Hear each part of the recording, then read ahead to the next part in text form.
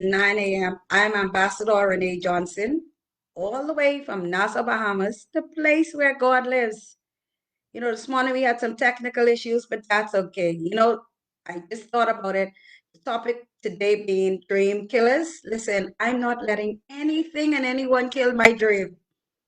And so thank you for tuning in. I know some of you who are regularly listen, you normally plug in at 9 a.m. That's okay. You could always come back and watch this video.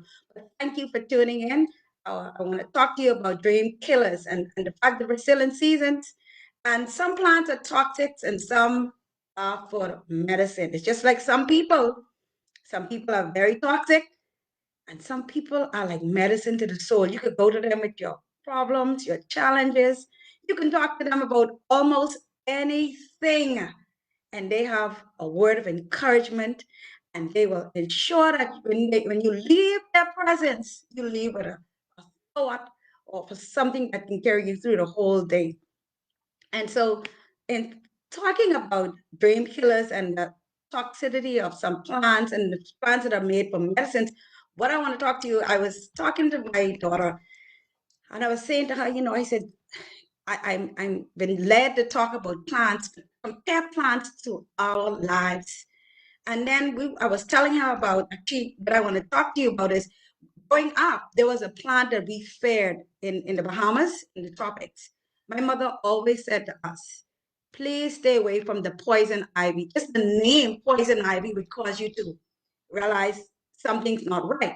But for some strange reason, during the time that we would be outdoor playing, because most of the times back in the day, we didn't stay in the house, we didn't have ACs, we had a fan, but that was used in the evenings when the house was closed up. So we would go and play, and for some strange reason, somebody would end up rubbing against the sap on that poison ivy.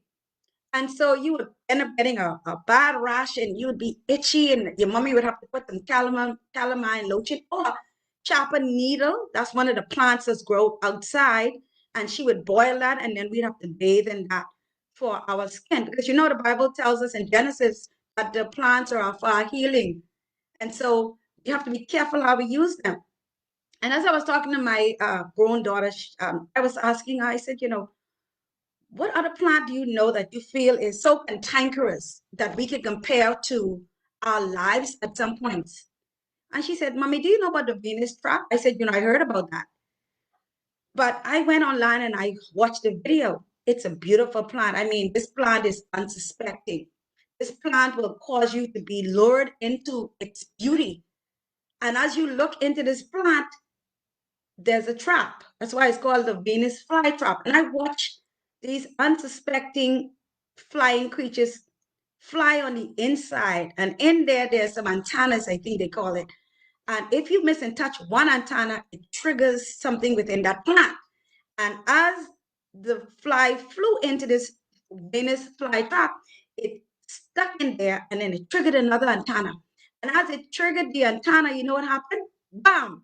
It was imprisoned.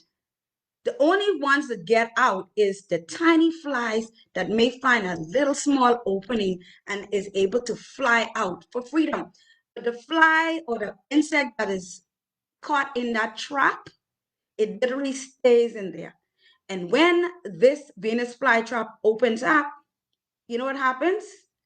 The only thing left within its stomach or inside the plant is the actual skull, the skin, the frame of that animal. So I was thinking about that. I said, wow, have you ever been in a situation where someone literally zapped the energy from you? You come and you're like, girl, I was thinking about something.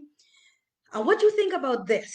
And what do you think about that? And the person like, child, I don't think that's a good idea. Oh, I don't think you should do that.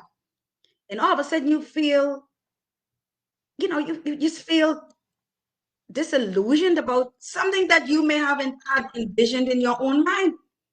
And so I'm saying to you, this is a great opportunity for you to check yourself, check your surroundings, check and see who you have as your friend, check and see whether or not that person is in alignment with where you're going. check and see if that person is on the same page as you. Because some people are in your life for a reason, a season, or a lifetime. And sometimes we need to establish what season it is for these people in our lives. Sometimes you could have a season of changes, but have a lifetime of victories. And so you have to go inside and you have to check yourself. And there are times when there is a fear that comes over you, and then insecurity, and then uncertainty. But you have to be prepared to make adjustments. And there's something called inertia.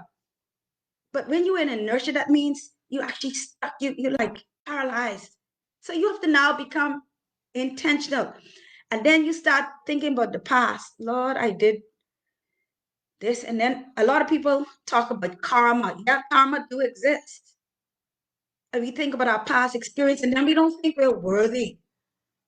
But you have to take charge of your own life.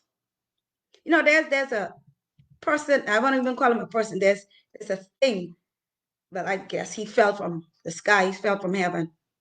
And what he does is he go around feeding negative things into our minds. He's very toxic.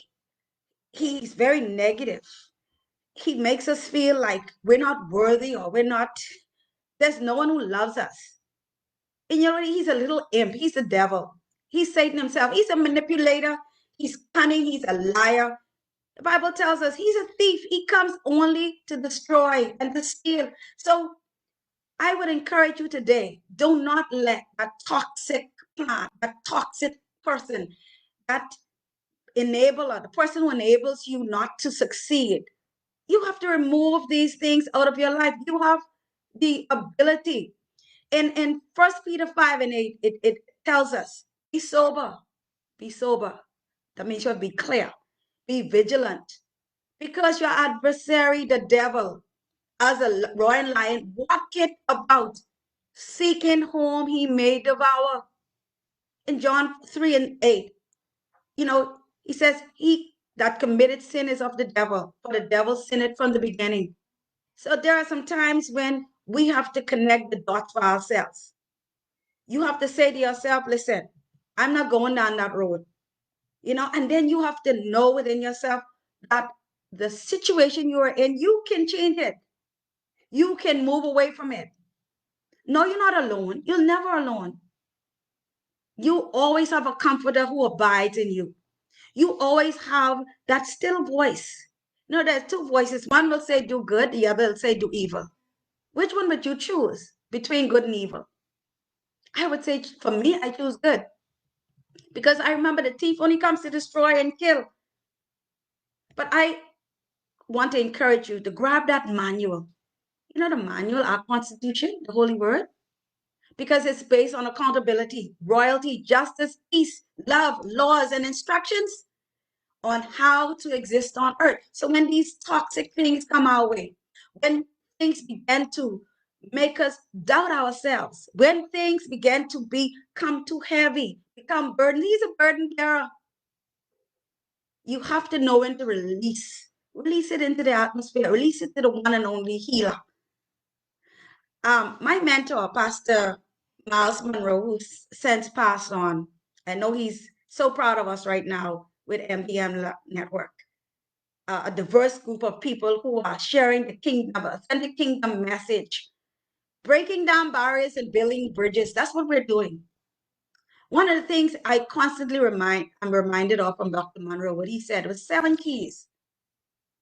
And he asked us, and he said, you know, these are some things that could hinder us. These are some things that could create for us this toxicity, this toxic environment that we want to get away from. Number one, he said we need to avoid politics without principle. You think about getting into politics, remember you have to have principles. Number two, pleasure without conscience. You must always have a conscience about things. Number three, wealth without work. If you see today or tomorrow you run into some wealth and you didn't work for it, trust me, you'll see it disappearing. Knowledge without character. You want any knowledge you have, or whoever you get it from has a character attached. 6, science without morality. You must have morality. And number 7, worship without sacrifice. We have to give a worship of praise, and sacrifice always. So I want to thank you and think on these things. Dream killers, all of these things, we have an opportunity to make better, make our lives best, so that we could have a lifetime, a season of victories. Thank you for tuning in. For those of you who normally see me at 9 o'clock, 9 a.m., thank you for your patience. And if you're not online, whenever you watch this, I want to thank you. And may God continue to bless you and keep you. It is my prayer. Tune in at 1 o'clock. We have a lively, provocative interview with a young lady who wants to share what her story has been. But share this video and please plug in to MBN Mamlaka Network. Have a wonderful day again.